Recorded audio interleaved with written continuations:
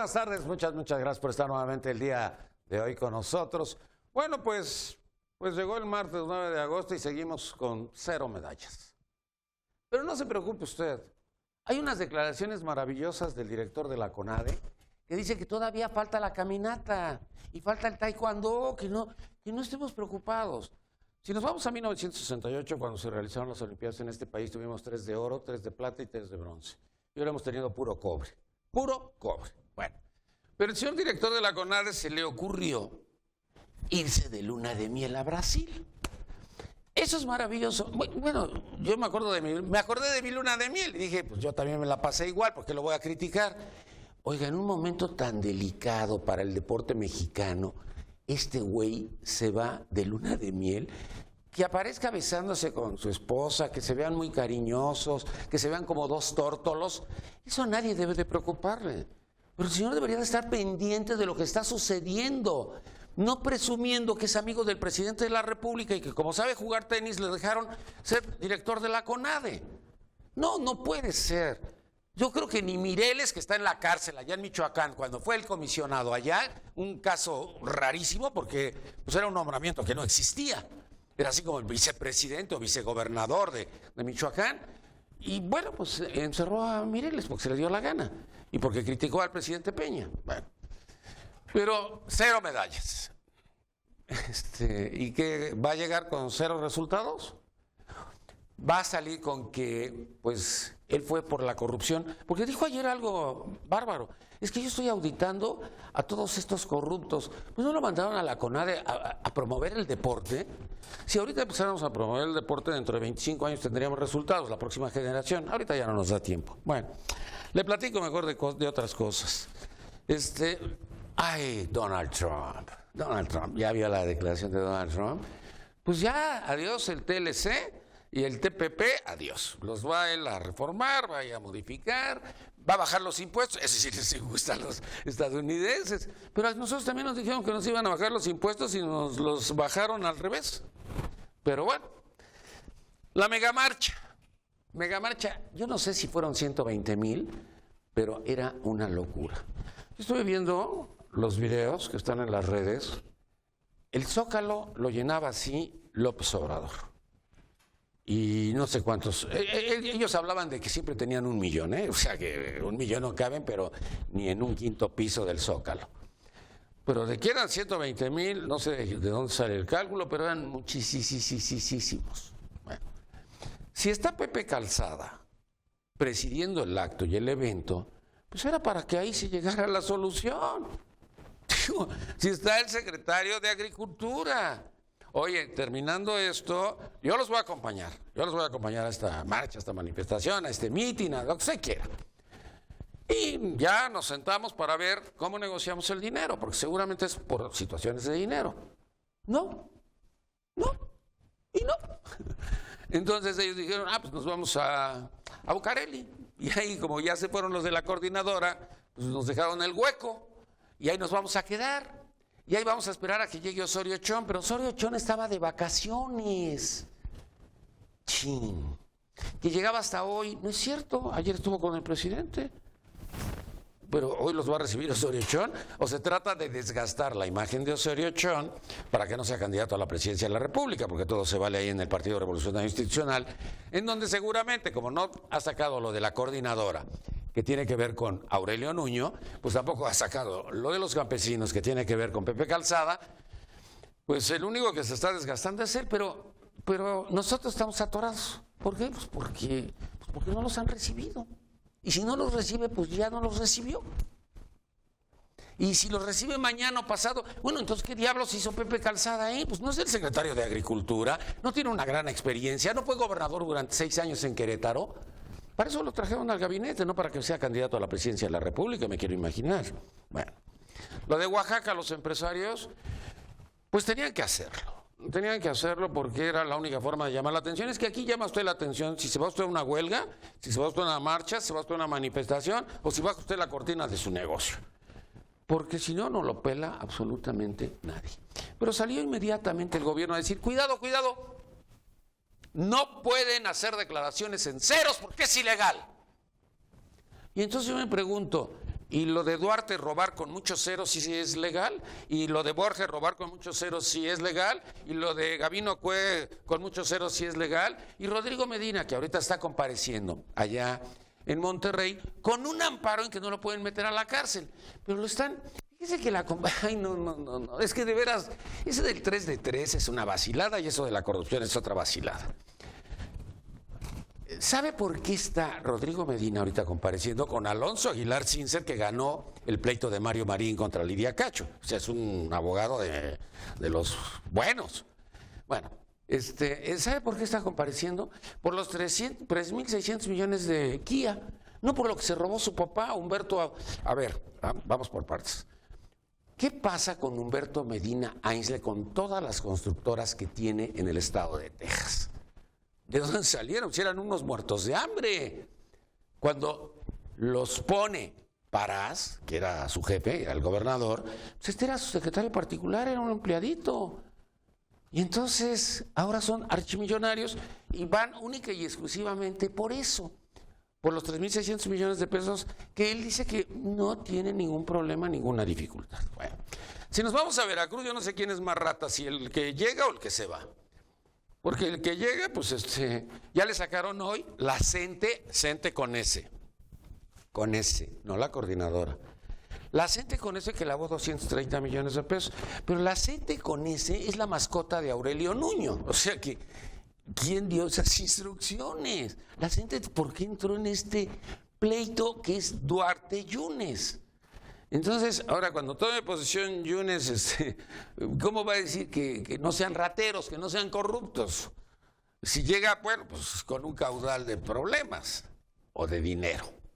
Porque él es gobernador desde los tiempos de Patricio Chirinos. Recordamos que Patricio Chirinos era el gobernador, pero él acompañaba a Carlos Salinas de Gortari porque era el que hacía los discursos. Entonces, el secretario de gobierno se despachaba con la cuchara grande. Cuando se va al ISSSTE, se hablaron de 7,000 millones de pesos. Y después apareció de que no, que los desvíos no eran de 7,000, que eran de 3,000. 3,000 millones de pesos sigue siendo un chorro de lana. Pero bueno, pues a nadie le importa eso, y cuando hablamos de corrupción hablamos de la Casa Blanca. Ahorita vamos a hablar de la economía y la gente habla del gasolinazo. Pero nadie hablaba de que pues, la situación económica está grave en la República Mexicana, en este país. Y entonces vienen unos comparativos con Venezuela, pero estamos mejor que Venezuela. ¿Y a mí qué me importa Venezuela? Digo, no entiendo el comparativo que estaban haciendo ya en la mañana algún conductor. ¿Qué tiene que ver eso?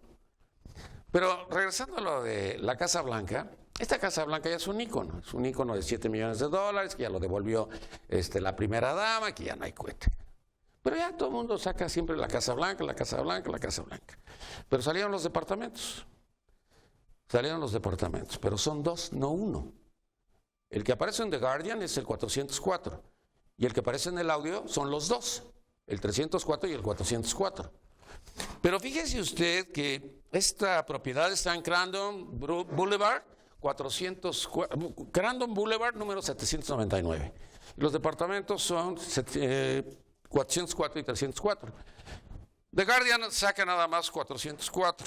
Pero ¿quién es Ricardo Pierdano? Pues es un inversionista constructor que tiene inversiones y que tiene construcciones y que va a hacer construcciones en nuestro país. ¡Otro IGA! IGA, hasta el hígado me dolió, qué barbaridad. Pero ahora ¿qué van a hacer? ¿Qué van a hacer? ¿Cómo va a ser el control de daños? Estos de Guardian. No, pero no, el de Guardian no es. El de Guardian cuando sacó lo de Wikileaks aquí, sacaban toda esa información, usted recordará, ¿no? Pero este diario británico, pues ahora va a ser muy mal visto por las autoridades mexicanas. ¿Y qué pasa con la Casa Azul? Ay, Margarita Zavala no se salvó.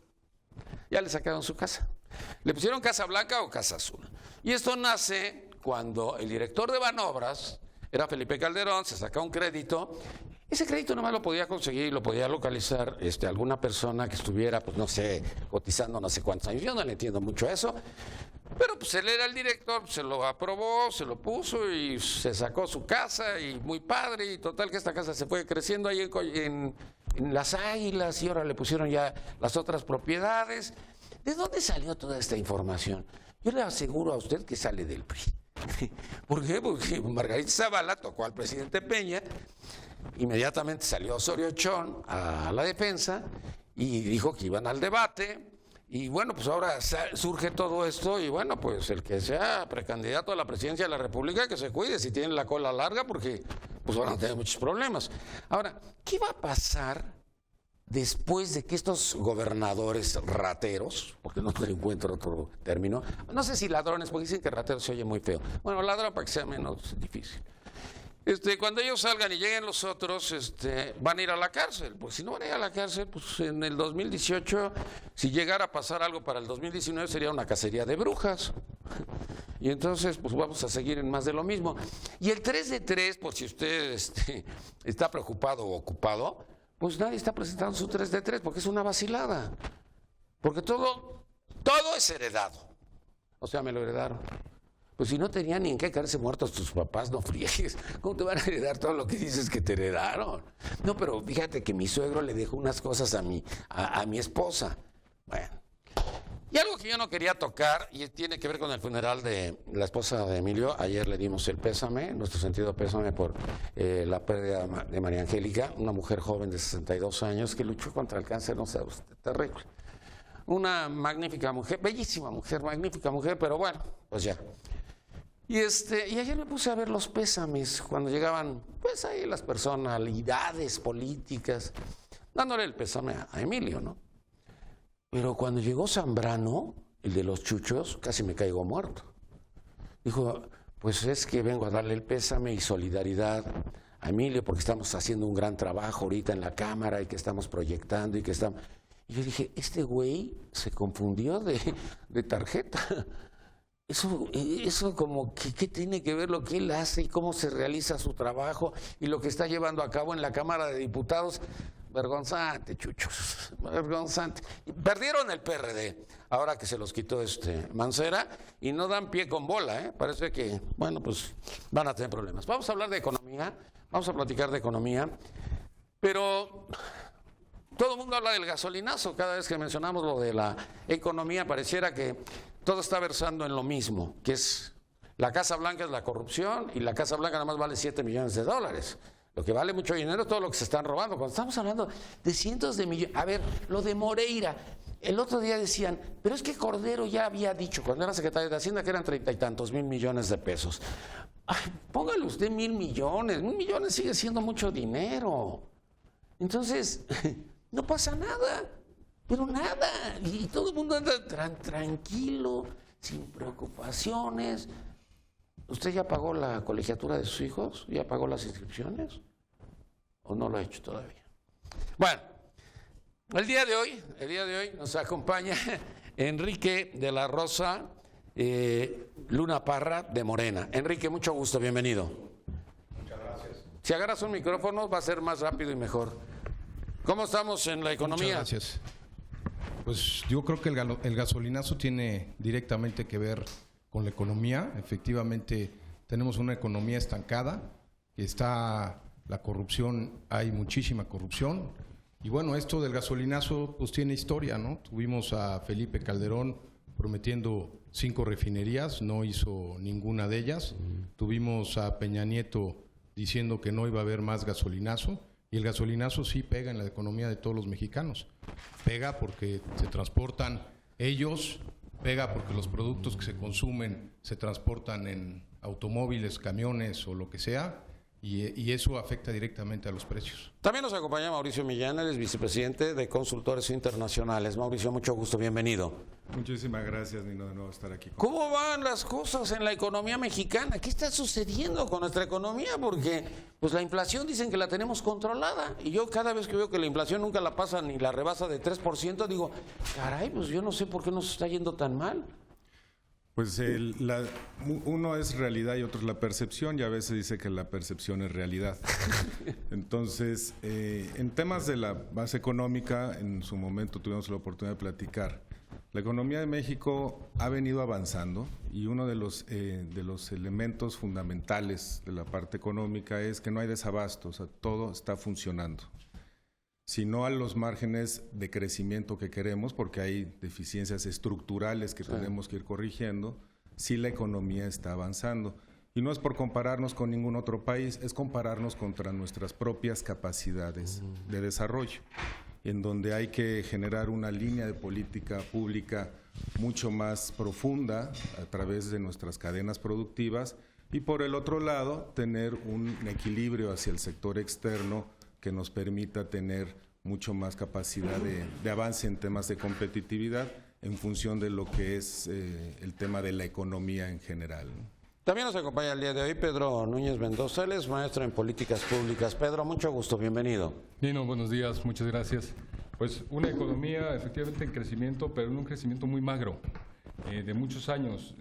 Las autoridades hacendarias y el Banco de México de varias décadas atrás, o varios lustros 30 atrás, años. nos han dicho, sí, claro, que necesitamos crecer a tasas del 5% anual y no ha habido un solo año que lo hayamos logrado, salvo el último de Zedillo y el último de Calderón. Inclusive en el reporte de crecimiento del segundo trimestre de este año tuvimos una ligera contracción marginal, si acaso, pero de menos 0.3% respecto del trimestre anterior. Y creo que la economía en general, por supuesto que el tema de los precios, como es el de la gasolina y el diésel, al ser energéticos, impactan definitivamente en los precios finales de los consumos, ¿no? de los bienes de consumo, pero creo que también nos va a impactar muchísimo si en noviembre termina siendo elegido el señor Donald Trump en una... Inclusive hasta Hillary Clinton ha planteado la revisión del Tratado de Libre Comercio, y bueno, lo lleva un tema internacional, pero lo que pasa es que está muy vinculada nuestra economía con la de Estados Unidos. 85% de nuestras exportaciones se van para allá.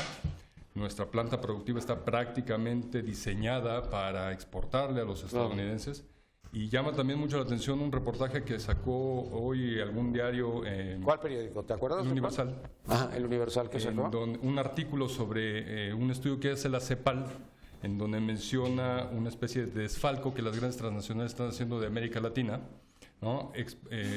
Exportando e importando con sobrefacturaciones y subfacturaciones. Pero eso siempre lo han hecho. Sí, por supuesto. O sea, los consorcios nacionales lo han hecho y siempre. eso tiene un impacto en la economía, Claro. en el caso de México, de aproximadamente 0.7%.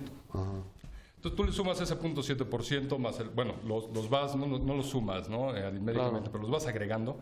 Y pues sí te das cuenta que el potencial de la economía mexicana, si las cosas funcionaran como debería de ser, pues la verdad es que tendríamos que vivir en unas mejores condiciones todos. Bank of America nos puso de 2.3 a 1.9. Es correcto. O sea, ¿no? Nos redujo. por abajo del 2. O sea, nada nuevo bajo el sol, las reformas estructurales ahí están. No funcionaron. ¿No? Pero pues nada nuevo bajo el sol, ¿no? No hemos dado el brinco.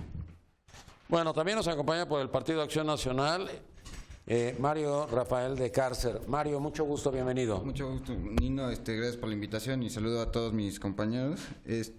Como bien lo mencionan, las reformas estructurales parece que no han funcionado como se esperaba, tocando el tema de la reforma energética, donde la reforma plantea una inversión extranjera y la inclusión de nuevas tecnologías, las cuales iban a tener una disminución de los costos en la exploración, en la extracción del petróleo como tal, y eso iba a llevar a una disminución en los costos de los derivados del petróleo, en este caso la gasolina. Inclusive el presidente mencionó a principios de año que ya no iba a haber más gasolinazos. Así está el video. Y estamos sufriendo el 1 de agosto el segundo gasolinazo del año.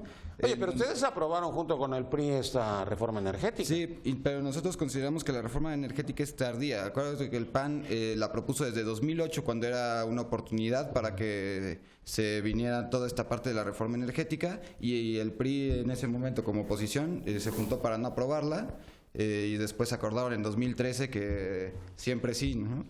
¿Y ustedes dijeron que siempre sí? Pues sí, porque queríamos que no la funcionó. reforma energética era necesaria, ¿no? Desde hace muchos años. No es que la reforma en sí no haya funcionado, sino que no ha operado como se esperaba, ¿no? No ha operado, no ha llegado la inversión, ha habido caídas en los precios del petróleo. Y en cuanto a las gasolinas, el aumento que se da el 1 de agosto de este año atiende a una parte de la ley de ingresos del 2016, donde ya se llega al tope. Inclusive otros países no han aumentado la gasolina, como el caso de Estados Unidos 1.89 el galón. Es cuando dices, no puede ser. Estados Unidos tiene en 10 pesos con 59 el litro de lo que se equivale a la gasolina magna, y hoy en México está en 13.96. O sea, esto atiende más bien a un ingreso como tal para el Estado derivado de una crisis, por así decirlo, económica que se está viviendo y que tienen que buscar de dónde jalar dinero, y entonces a los afectados directamente es a los ciudadanos, a los 5.5 millones, por ejemplo, en el Distrito Federal, de vehículos o de automovilistas que hay todos los días. Yo vi algo que me llamó mucho la atención, que esto no es en contra de todos los mexicanos, porque no todos tienen automóvil, pero sí todos consumimos, y consumimos productos que se mueven por tierra y que se mueven por transporte. Claro. También nos acompaña el día de hoy Estela Damián de Movimiento Ciudadano. Estela, mucho gusto, bienvenida. Hola Nino, buenos días. Me da mucho gusto estar en esta mesa platicando del tema del gasolinazo. Y bueno, pues ya... No era del gasolinazo, era de todo.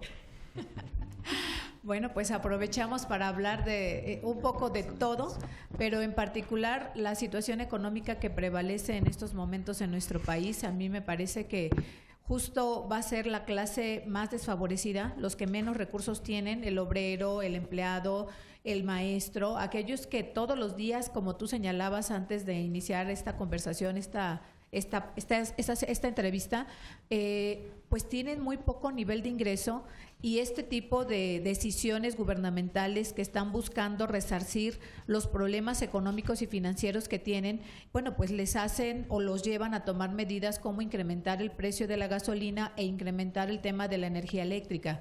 Y aquí el problema es el que tú señalabas. Quienes no consumimos energía eléctrica, quienes no consumimos productos que son trasladados por tierra utilizando este tipo de combustibles. Claro. Y la pregunta sería si el gobierno está haciendo bien su trabajo, si está generando inversión, pero también si está generando los ahorros necesarios en donde no debe gastar. A mí me parece que hay una falta de visión sobre gastos que no se requieren, sobre excesos o sobre costos que todos pagamos y que bien se podrían estar ahorrando con medidas de austeridad, con medidas de restricción para el propio gobierno, y que bueno, pues esto llevará a otro tipo de decisiones gubernamentales en materia económica que no recayeran sobre el grueso de la población de aquí de nuestro país. Bueno, dicen que López Portillo sacaba la maquinita y hacía muchos billetes, y aquí nada más aumentan los precios de la gasolina o aumentan ese tipo de precios por parte del gobierno para conseguir dinero, ¿no? Pero también sabemos cuáles son las decisiones o cuáles son las consecuencias de estas decisiones. O sea, nosotros no creemos que se tenga que seguir incrementando los precios, que el gobierno siga dilapidando, que no siga haciendo bien su trabajo, que lo que se ha venido señalando en materia de corrupción, pues seamos el pan nuestro de cada día, y que al final del día lo que nosotros lamentamos fundamentalmente es, pues ya estás frente a un incremento en este sexenio de más o menos el 30% de lo que originalmente te costaba un litro de gasolina. Entonces la pregunta es, ¿en qué hemos mejorado? ¿Cómo hemos percibido que las reformas, que por cierto votó en contra Movimiento Ciudadano, han mejorado la calidad de vida de los que aquí vivimos? ¿Qué es lo que ha estado sucediendo y cómo vamos a superar ¿Pero este Movimiento tipo? Ciudadano no estuvo con el PRD junto en la fiscal? No estuvimos en ninguna de las reformas. Porque el PRD sí estuvo en la Sí, fiscal. pero Movimiento se abstuvo de todas las reformas que dieron origen a esta catástrofe que nosotros venimos Sí, porque observando. eso estuvo muy simpático, ¿verdad? Los maiciaron a los panistas, aunque te enojes conmigo, para la energética, y maiciaron a los perredistas para la fiscal, ¿no? Y entonces, bueno, pues parecen ahora como que pues el PRI es el único culpable. Yo creo que pues ahí todos tienen parte de culpa. Pero la situación económica, ¿qué es lo que viene a continuación? Porque ahorita hablaron de Trump, y si gana Hillary, bueno, pues también es lo mismo.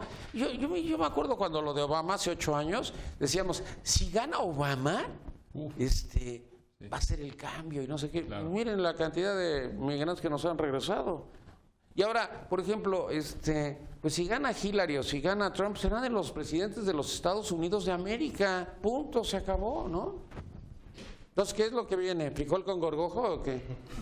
No, te pregunto a ti. Sí, efectivamente. Yo pienso que la economía depende directamente de los pequeños empresarios, y yo creo que hay que apoyar a las pequeñas. Pero las pymes nadie los industrias. pela, nadie les hace las caso. pela. Y de ahí es donde tiene que subir el dinero hacia arriba, no de arriba para abajo, ¿no? Yo creo que no hay que apoyar únicamente a los grandes, sino hay que apoyar a los chicos porque son ellos los que generan empleos. Subirle a la electricidad a las pequeñas empresas y a todas las empresas el 14%, cuando ya está 50% arriba de los Estados Unidos, pues es un elemento fundamental para la producción. Es un elemento que le pega directamente a un pequeño empresario, porque en un pequeño empresario la electricidad y la energía puede significar un gran porcentaje de sus egresos y lógicamente pues se puede ver en la situación inclusive de ¿Tú cerrar. cuánto pagas en la luz? ¿Cuánto pagas? ¿De cuántos son tus recibos? Mi recibo será como de 2,800 ¿Y los pesos. tuyos? Más o menos 1,500, 1,800. Oigan, ¿por qué me cobraron 32,000 pesos? Ahí tengo los recibos, me acaban de llegar hoy en la mañana. ¿Qué? Porque se fue Enrique y ya me subieron.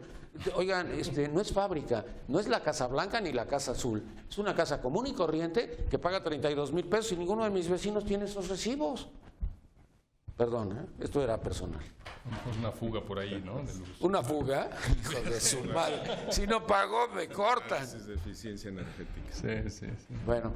Hay una cuestión ahí que ahorita el gobierno federal trae una serie de anuncios. Hay uno que me provoca una cierta ambivalencia, digamos, ¿no? Sale una voz en off diciendo México es la 15ª economía más fuerte del mundo, ¿no? Sí es cierto, nuestro país es una de las economías más grandes del planeta, ¿no? Pero también porque es uno de los países más poblados del mundo, es la 11ª nación con la mayor cantidad de gente. Entonces, pues, a la hora que mides eso en consumo, en inversión, en fin, te da para ser la 15ª economía del mundo. Claro, fuimos la 10ª a finales del sexenio Zedillo y cosas por el estilo, ¿no? Pero bueno, ¿por qué no se está notando eso en la calidad de vida de las personas? Pues porque también hay una altísima concentración del ingreso. Y este tipo de cuestiones como el aumento de los precios de los energéticos, aunque salga el nuevo director de la Comisión Federal de Electricidad a decir no le va a pegar a las clases bajas, pobres, en fin, es solamente las, las tarifas de alto consumo las que van a pagar más, pues la realidad es que le estás pegando a las bolsas de millones de mexicanos que van a ver mermados sus ingresos disponibles y por lo tanto pues van a disminuir el consumo, van a disminuir sus capacidades de inversión, ¿no? Entonces, ¿qué es lo que está haciendo? Sí hay yo creo que un planteamiento de esta mesa es que sí, efectivamente, hay un mal diseño institucional en el país, ¿no? Hay una altísima concentración del ingreso que, vuelvo al punto, se va a ver afectado por los incrementos de la gasolina. Al momento en que yo me tengo que desplazar de Chalco a Polanco, por decir algo, tengo un carro que me consume 50 pesos de gasolina diarios, ¿no? Pues bueno, y la gente está ganando 8,000 pesos, 9,000 pesos al mes, ¿no? ¿Cuánto les está quedando para pagar una educación de calidad, para el esparcimiento? Para vivir. Para todo. Para claro, vivir. Por supuesto. Mira, ayer estaba yo escuchando a los comentaristas de deportes y conste que no son los del duopolio, porque antes se hablaba, es que esos de Televisa y Televisión Azteca. No, estamos hablando de que el duopolio quedó borrado, gracias a Carlos Slim, que demuestra con esto que pues va a haber muchos cambios en el futuro, porque está por encima de Televisa y Televisión Azteca. Nunca, jamás nadie lo había podido lograr. Bueno, pero ayer estaban platicando y dijeron, ¿sabes por qué están los estadios vacíos? Por la crisis económica, y nosotros que estamos aquí la estamos viendo, y por la recesión que viven los brasileños. Qué bueno que nosotros no tenemos todo eso. Yo casi me caigo muerto. Es que esos comparativos con Venezuela, esos comparativos con Brasil, no, pues entonces, no, gracias al gobierno por darnos todas estas oportunidades. Claro, vivimos en el paraíso, ¿no? No, Hay que ir a Huachinango, donde un deslave les acaba de borrar no sé cuántas casas porque viven en condiciones. Ay, horrible, eso fue una tragedia. Pero bueno, una tragedia. La realidad es que las cosas en el país no andan bien, ¿no? Y en términos económicos, en el corto plazo, parece que no van a mejorar. Las malas noticias es que parece... Dice que el 2017 va a ser el año malo, pues no sé entonces qué fue, si el año bueno. Oye, yo cuando estaba escuchando que con los recortes que vienen en el 2017 nos tenemos que apretar el cinturón, pues yo ya no sé si tenga agujeros o no. Adelante. Hay un elemento que yo pondría aquí en esta plática, que es un tema de visión.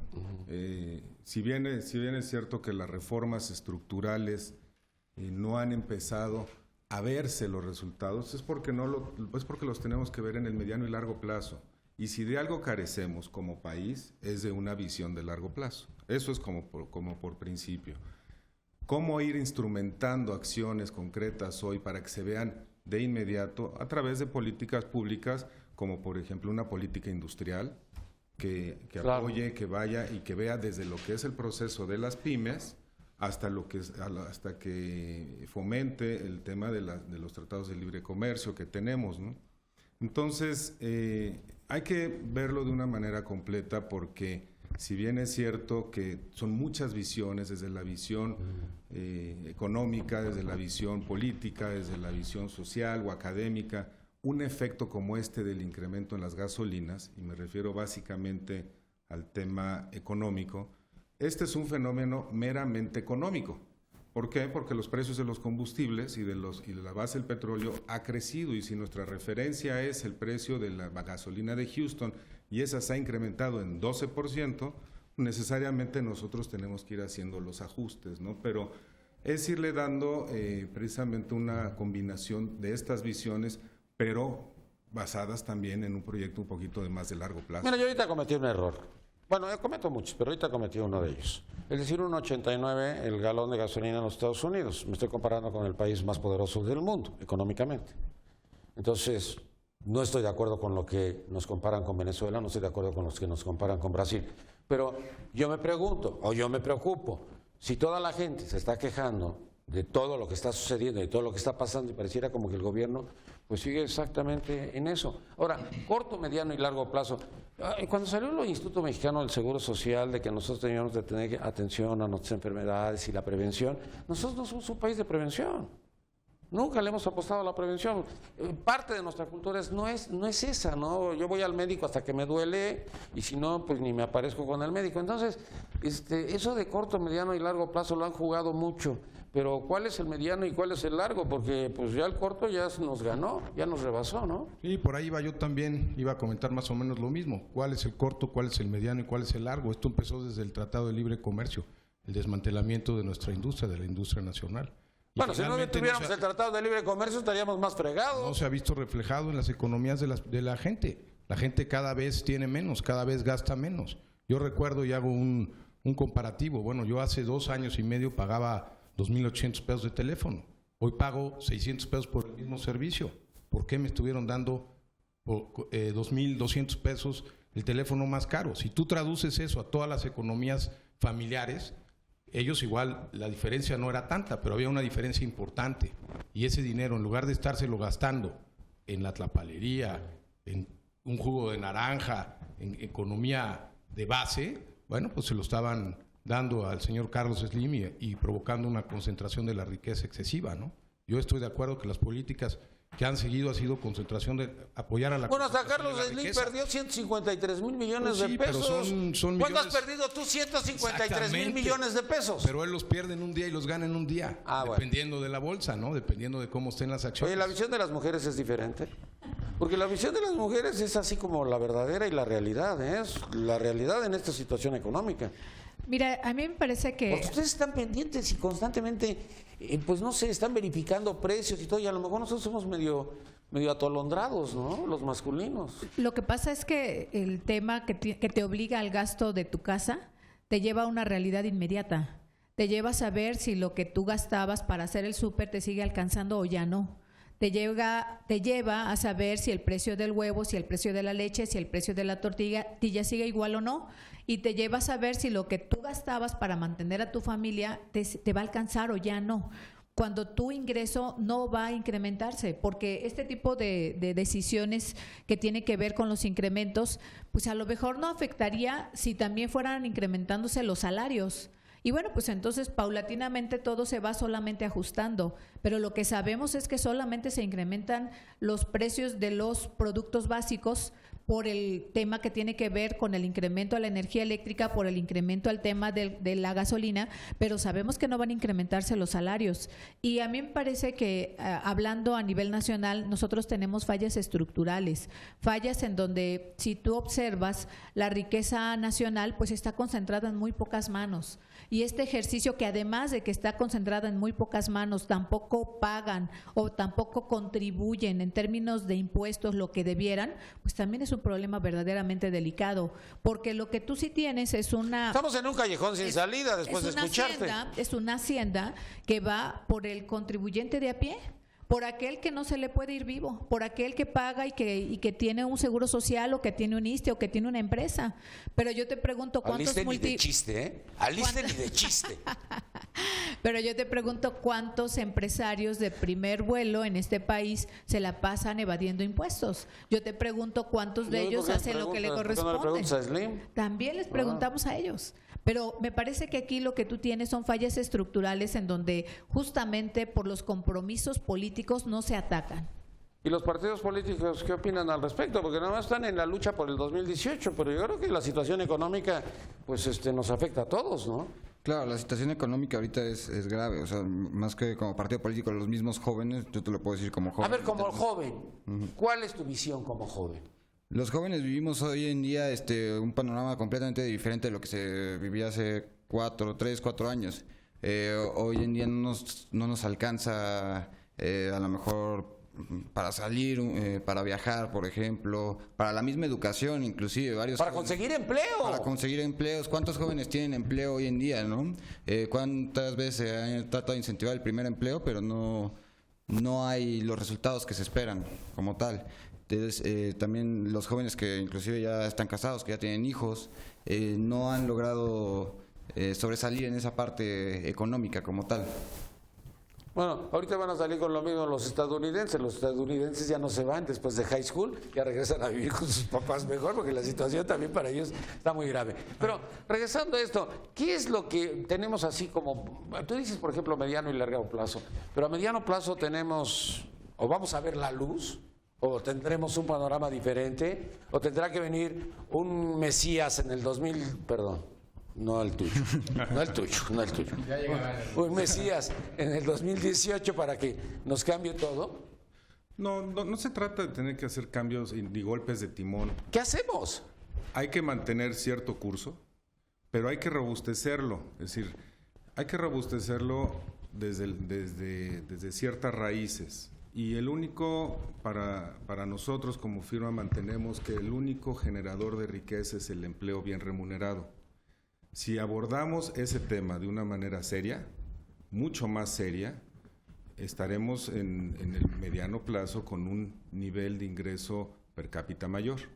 Para eso están poniéndose sobre la mesa algunas iniciativas muy interesantes, muy importantes, que son como por el tema de las zonas económicas especiales, que hoy por hoy es un tema que se está empezando a vislumbrar. El tema, precisamente las mismas reformas estructurales, la apertura del sistema energético, todo esto va a venir encauzando y a generar empleo.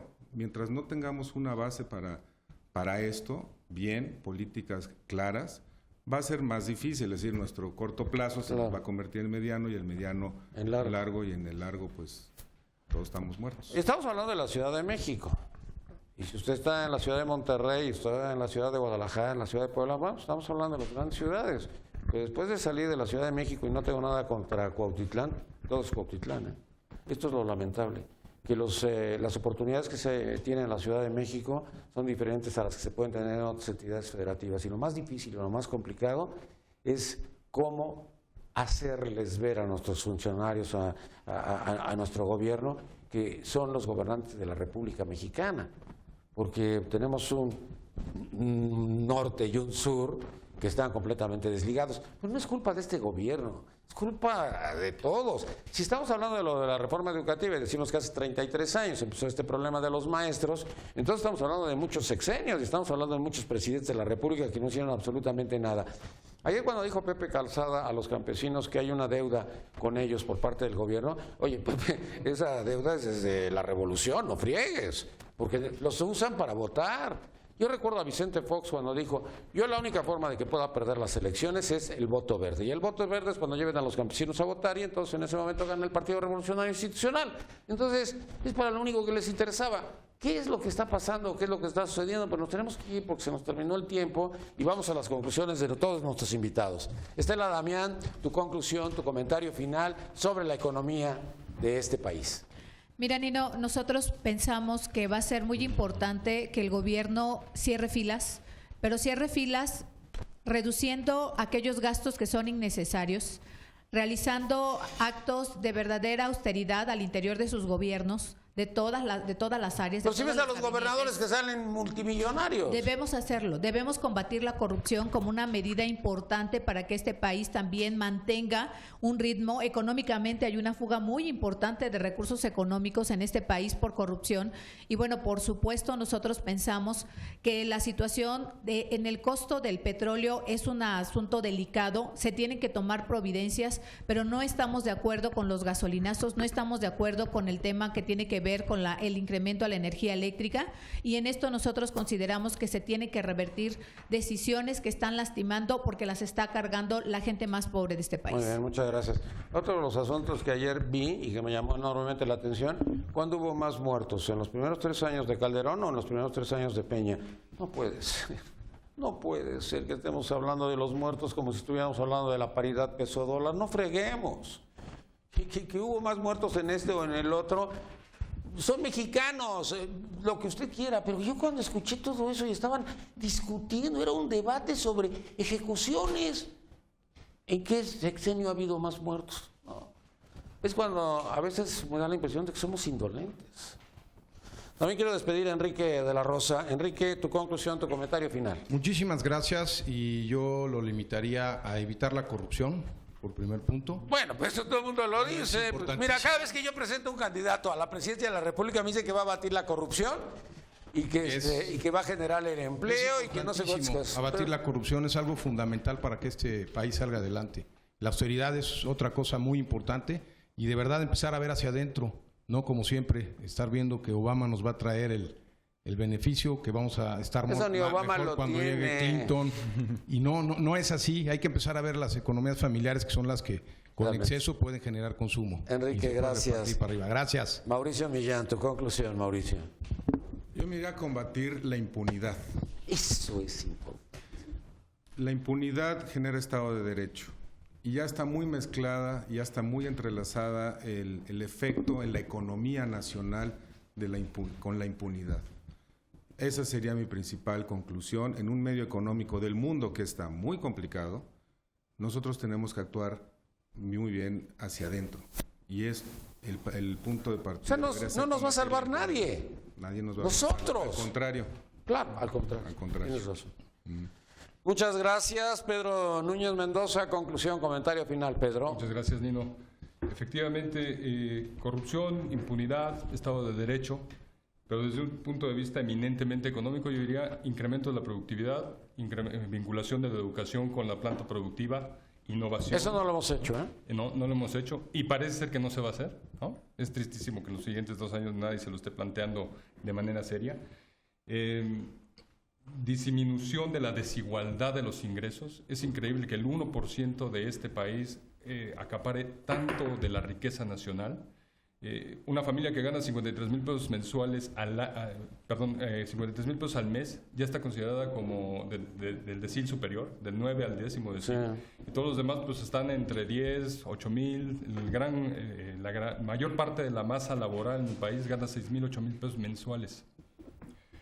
Eso, incluido el incremento de los precios de los combustibles, la gasolina o el diésel, pues les deja un ingreso disponible mínimo, irrisorio, que no les permite pues, para prevenir en salud, para llevar a cabo una educación de calidad. En fin, es un círculo vicioso que tiene que ver con mejoras a la planta productiva y mejoras a esas políticas públicas que tienen que ver con el empleo y bueno, pues el Estado de Derecho, ¿no? Mucho gusto, muchas gracias. Mario Rafael, conclusión. Mario. Concuerdo con mis compañeros, hay que abatir la corrupción derivada de todas las pérdidas económicas y multimillonarias que hay a causa de esto, pero con resultados, ¿no? O sea, existen hoy gobernadores que todos sabemos que van a salir del encargo y que ya están creando leyes de impunidad en sus estados. No hay que permitirlo y hay que llevarlos a juicio como tal. Por otro lado, incentivar a los emprendedores.